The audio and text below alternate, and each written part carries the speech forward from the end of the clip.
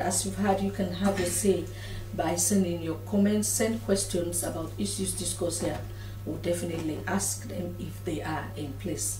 We start with our first issue of the day. The Office of the Ombudsman was established by subsection 2 of section 146 of the 1991 Constitution of Sierra Leone.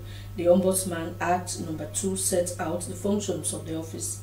The Office of the Ombudsman has the responsibility to investigate maladministration and injustices of ministries, departments, and agencies of government of Sierra Leone, higher educational institutions, and any member of the public service or institutions that are publicly funded in Sierra Leone.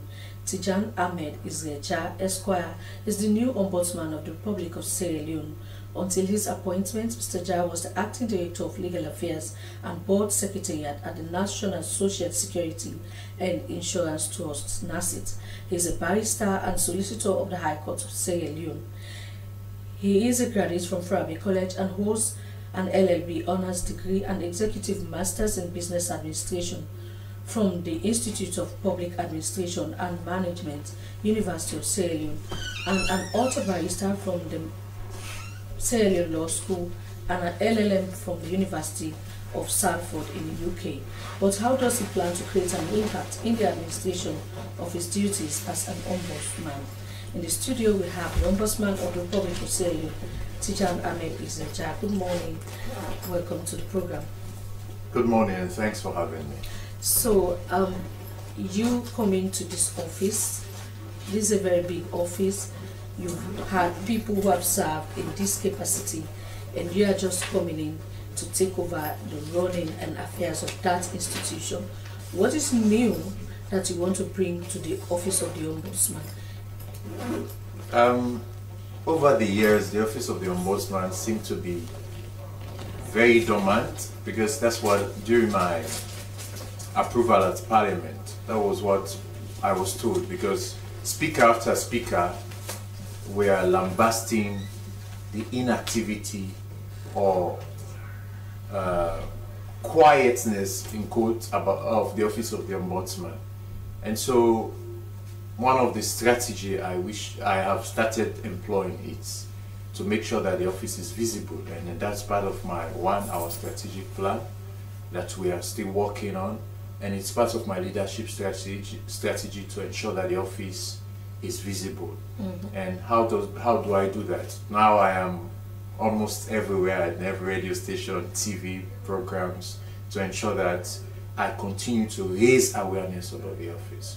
So my basic target would be sensitization, or awareness raising about our mandate and the fact that private citizens as well as employees within the public sector and or civil service have or know that they have a place where they can file a complaint when they have suffered injustice as a result of maladministration within the public sector or public service.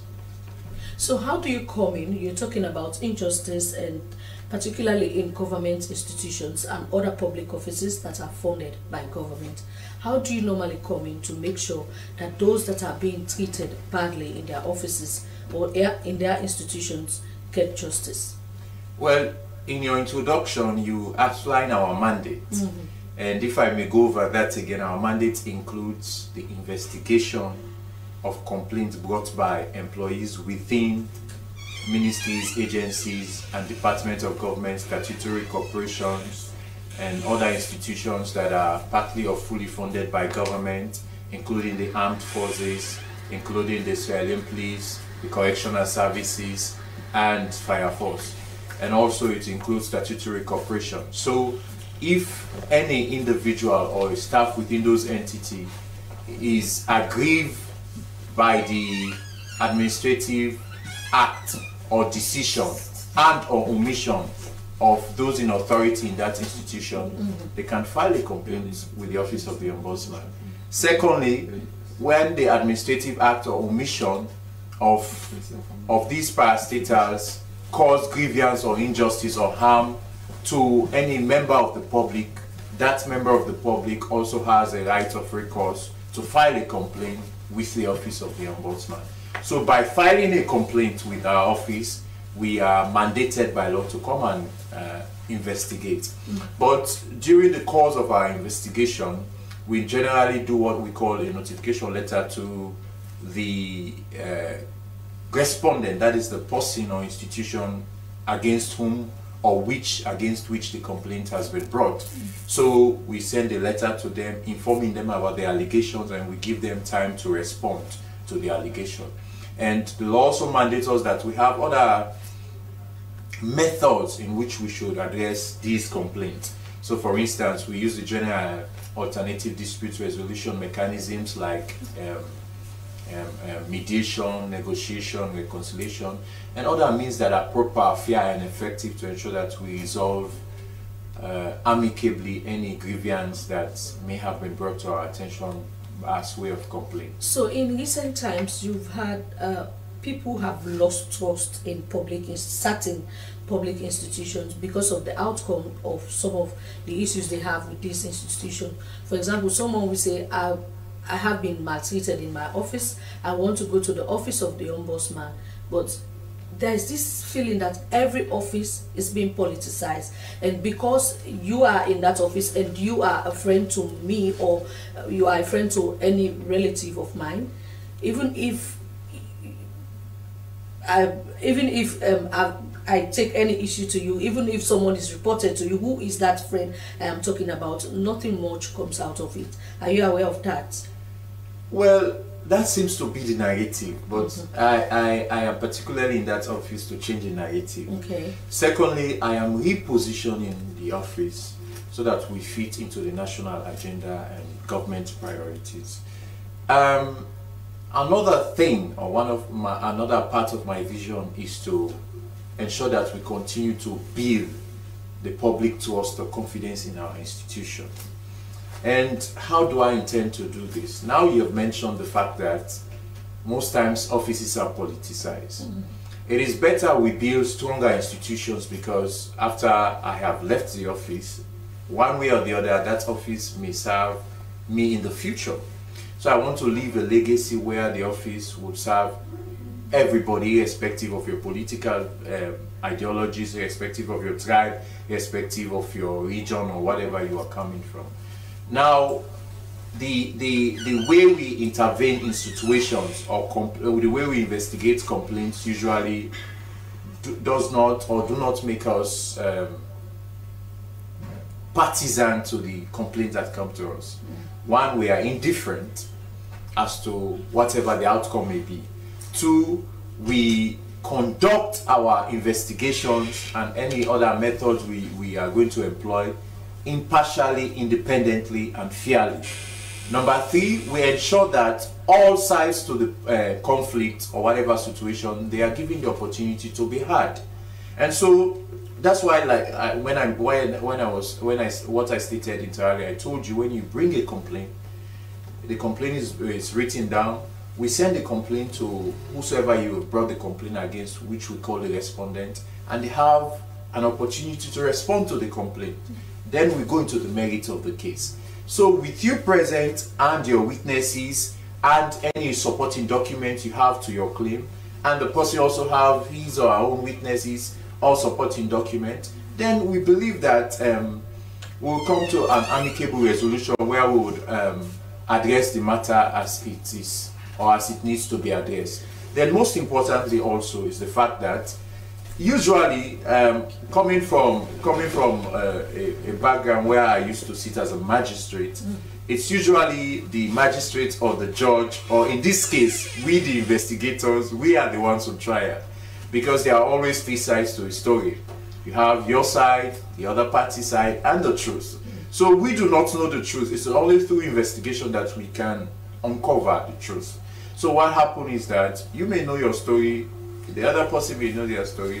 We are there to ensure that whatever differences, whatever confusion may be dealt with amicably and expeditiously, so that these maladministrations, these injustices may not clog the service delivery mechanism in these institutions that we have been talking about. And so therefore our institutions stand as a good governance mechanism or institution, as well as an accountability institution. So how accessible is your office? Because all what you say is good, and someone might be wondering, where has this office been? We've not been hearing about it, and they are not visible. Where is it? How open is your office, and how effective and how accessible is it? Another strategy of my leadership is to make the office more accessible to the citizenry, as well as people in the employment of the civil service and or public service. I cannot speak for my predecessors or what could have been happening to the office, but as you know, public offices are usually plagued with a lot of things, including lack of funding, including lack of staff capacity, inadequate staff, including lack of the relevant materials or tools to carry out your mandate. So that could be responsible why the office was dormant or silent. And there could be other leadership issues. But now our office, like I said, we are repositioning the office to fit in the body politic of the nation, and very instrumental or very relevant as it ought to be. Like you mentioned, the Constitution created this office. And when the Constitution creates an office, it shows how important that office is within a country. So my office, the office of the Ombudsman is accessible. Like I said, it's a walk-in office. It's open official hours. We have complaint line, free lines. You can call and file a complaint. Yes, we have our. So you see why I'm saying if it's accessible now. Even when you are talking about the complaints line, it's a surprise to me. Well, yes, it's accessible. It's whether you knew about it. That was the thing. That's okay. The thing. So that's why we are embarking on massive sensitization, that's to ensure that people are aware that such an office exists and what our mandate is. So, like I said, the office is open, and we have our website through which you can file a complaint, or you can walk into the office, whether you're educated or not. If you're educated, you can reduce your complaint in writing, or whenever, or if you are at a further distance, you can make a phone call where we can put down your complaint through the phone call. And we have our offices right across the country. Wherever you are, you can make the complaint. Our staff are accessible. And one thing that is very important is that our services are free of charge. You come as you are, we attend to you, we give you the best of services in a professional manner, and we ensure that whatever grievance you have, we give you an ear so that you can air your grievance. At the same time, we attend to it. So you just spoke about your services being free of charge, which I have a different view, because we've had issues. I just want to mention, like legal aid. If you have a matter and you have an officer coming from the law, is it, what's the name of the department where you have legal aid?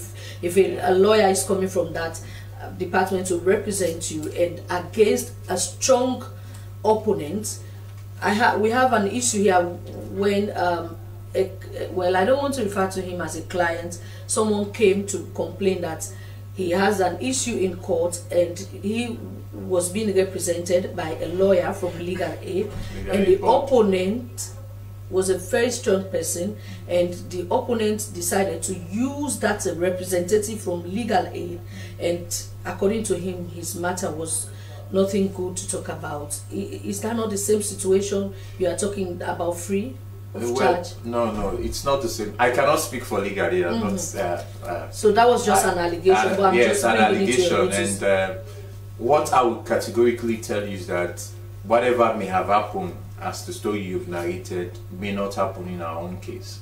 Our services, I repeat, are free of charge. And it does not matter who the complaint is against.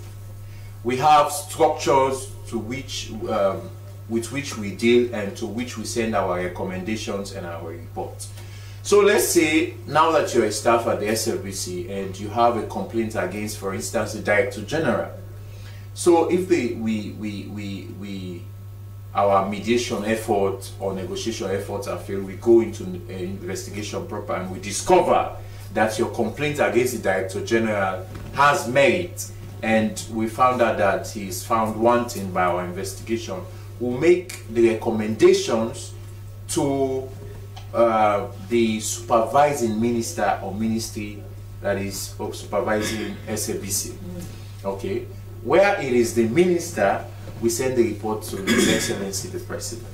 So there is this chain. So it does not matter who the person is. Okay. We actually have to ensure that we give as one of our mandates, we do not only hear your own side as the complainant, we also hear the side of the respondent. Okay. And we ensure that during our investigation, the rights of the complainant as well as the respondent are upheld and protected.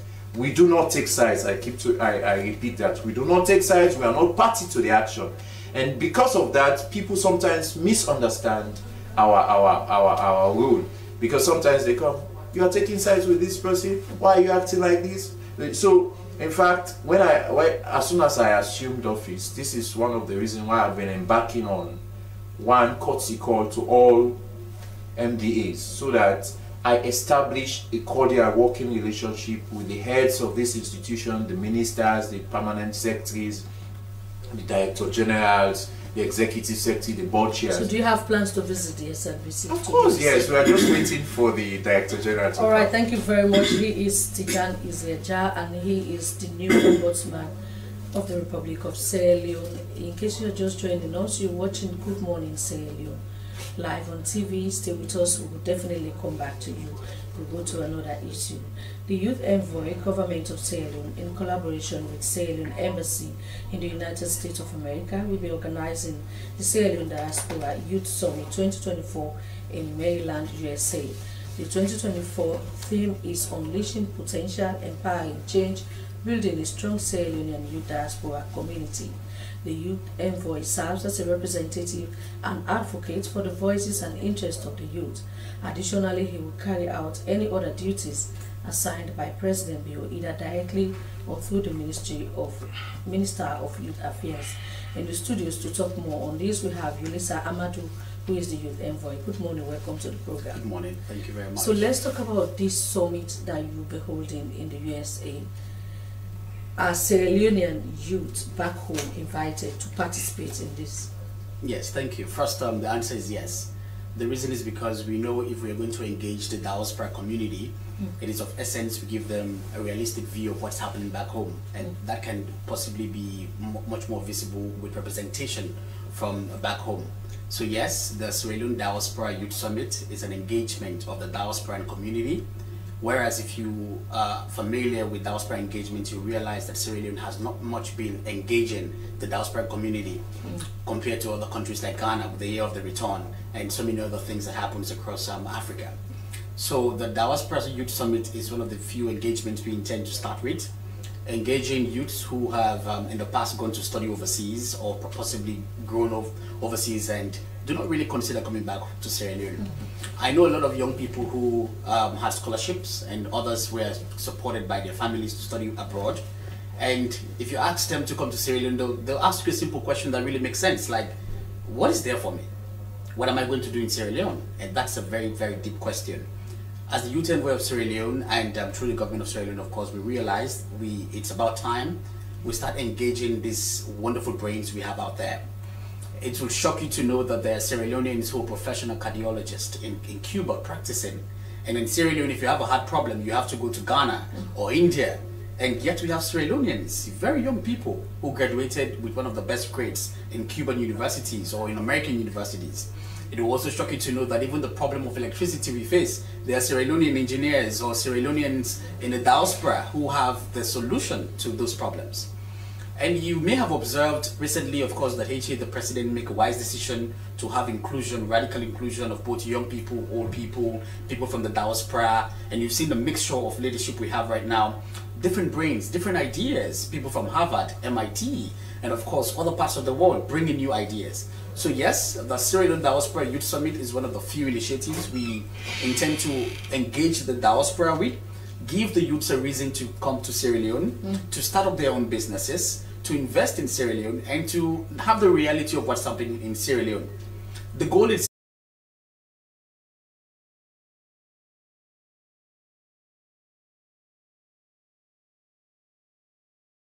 You mentioned Cuba, for example.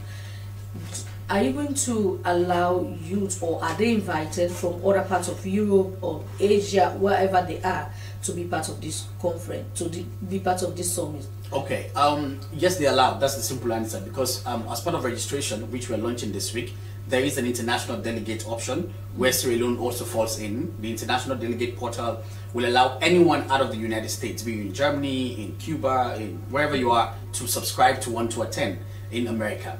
But leading to that as well, we're having another session. After the US engagement, we're going to engage London, the Sierra Leone Diaspora UK, and then we're going to have Canada, and then Australia, and of course some part in Europe. The goal is, we want to harness the diaspora. There's a lot out there. There are lots of brains out there. I'm telling you, trust me, if it will shock you to know that some of the great workers in Tesla, who work in the Tesla factory to manufacture electric vehicles, there are Sierra Leoneans amongst them who works there. It will also shock you to know that in different industries, the pharmaceutical industry, you know, in several areas, there are Sierra Leoneans there. And yet our medical system is not as strong. Yet there are other areas where we need experts. And so bringing these industry experts to participate, of course, in those summits, will urge them to consider Sierra Leone. And that's why from Sierra Leone, we'll be having vibrant speakers from the health industry, speakers from government. Of course, the keynote speaker will be the Chief Minister, Dr. David Senge, and of course, other industry experts who would go there.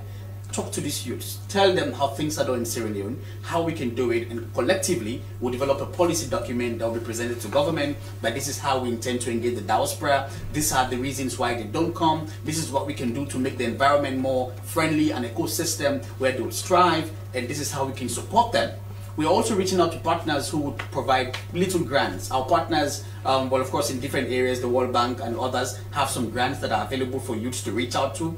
There are people, they just have ideas, they don't have the money. So we want to see how we can also create that opportunity for them to latch into that. Bring you back home, where we have a burning issue, because the very people we are working, or you are working for, because they will definitely take over when once the people in leadership will go away.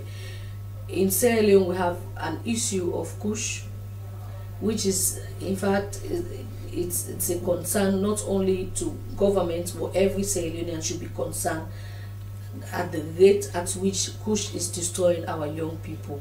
As a youth envoy, do you think you should be thinking of ways of engaging youth in Sierra Leone as well, in as much as you want to bring those who have the potential to develop this country and have not got the opportunity to come back, you also be focusing on those back at home? Yes, I totally agree.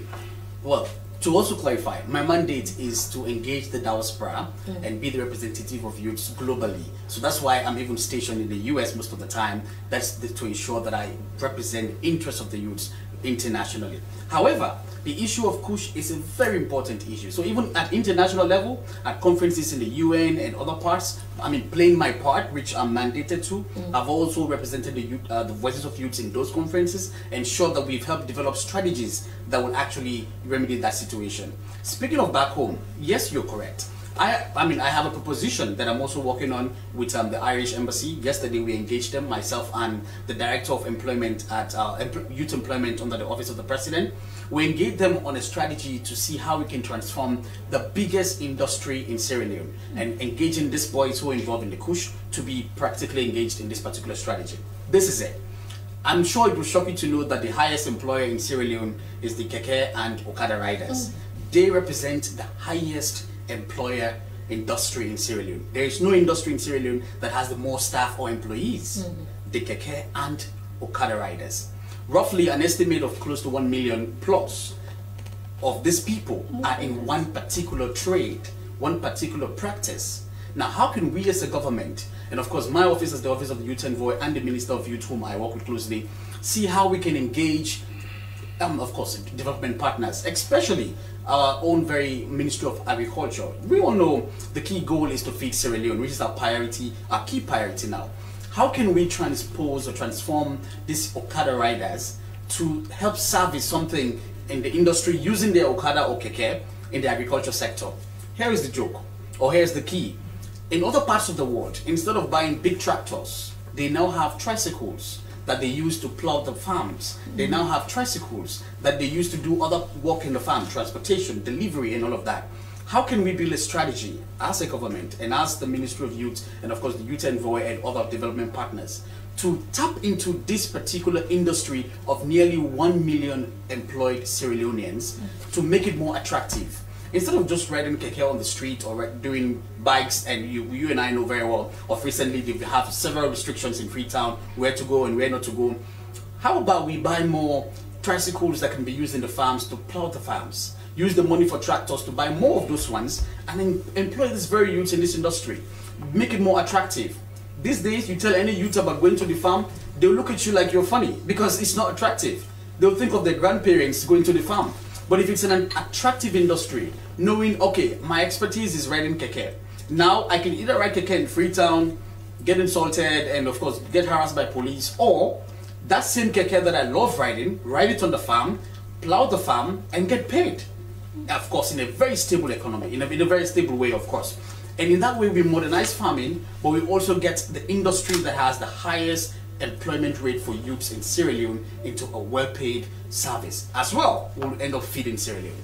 Because at the end of the day, most of the fruits we have in the supermarket, most of the vegetables we buy, they're not from Sierra Leone. Yet we have some of the best soil. We have a good weather. How can we connect these dots, engage the youths? And if we do that, most of the youths who are busy with Kush and other things, they get gainfully employed. Because you know it's attractive. You know you're going to get involved in something that is payable. Okay. Also, in other areas, I'm pretty sure let me clear my chest. I'm pretty sure you're also aware that the next highest employment rate in Sierra Leone is the teachers.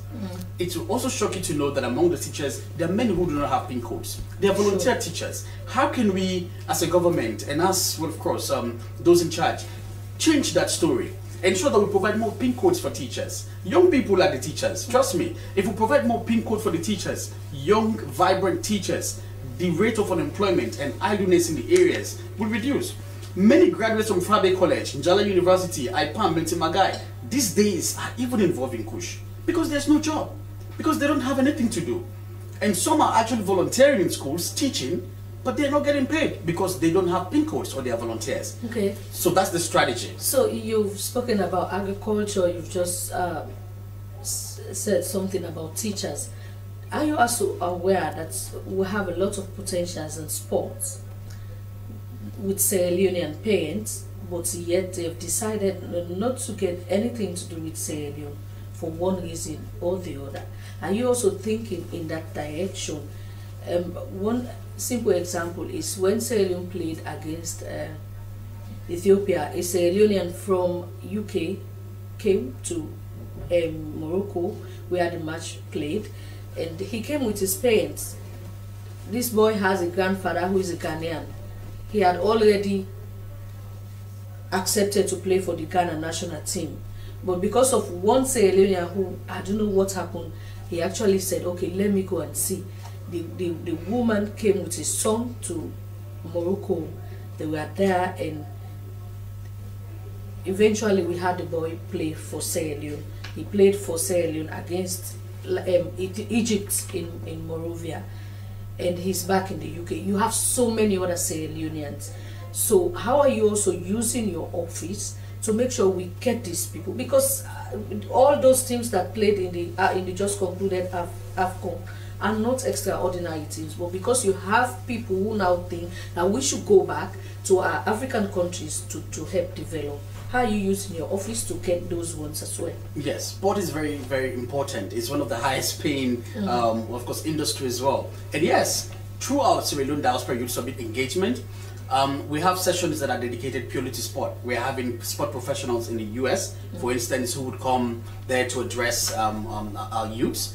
Also, we're trying to change the mindset because it's a mindset challenge. Most people feel or think that there's not much you get when you come back home to play for your home country. The father I'm talking about came with his son because he said, oh, a lot has been said about Sierra Leone, not positive but negative, and because of that, he needed to come with his son so that he will not be treated badly. You know, we have pictures sometimes. It's a Leone start sleeping at the airport. So he came immediately. He saw the organization at the hotel because I was fortunate to be part of that team. And he left back for the UK. He said, oh, I'm comfortable. Now I know my son is okay. And that's exactly what we're doing. We're rebranding Sierra Leone. And thank you to the president for that, because under his leadership, we've been able to rebrand sport. We're just not fortunate to win yet, but we'll surely get there. And that's what we should be doing now. Yes, and we can do that by attracting the very sports stars we have out there. Engagements like this that we're doing in the US would attract those in the US who are professionals or intending professionals to actually consider coming to Sierra Leone. There are people who enjoy speaking Creole, and it will shock you to know that the only place they feel comfortable speaking Creole is on TikTok. I'm Sierra Leonean because I like cassava leaf, my mama says this. That's what they do, you know. But when it comes to reality, actually associating with Sierra Leone or doing things Sierra Leonean, you don't see them. But when they say Nigeria, that's when you see the narrative change. Right. So we want to change